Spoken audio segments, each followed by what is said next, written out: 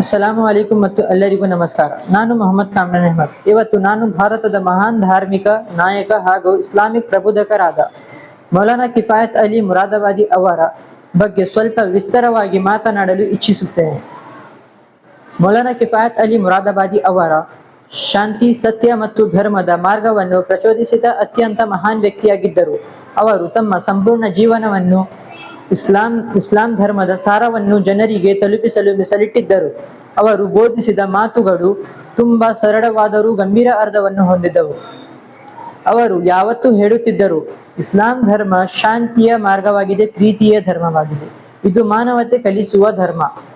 ಅವರು ಸಾವಿರಾರು ಜನರಿಗೆ ಈಮಾನ್, ಅಖ್ಲಾಕ್ ಮತ್ತು ಸತ್ಯ ನಡತೆಯನ್ನು ಬೋಧಿಸಿದರು. ಅವರ ಭಾಷಣಗಳು ಮತ್ತು ಬರಹಗಳು ಜನರ ಮನಸ್ಸನ್ನು ಸ್ಪರ್ಶಿಸುತ್ತಿದ್ದವು.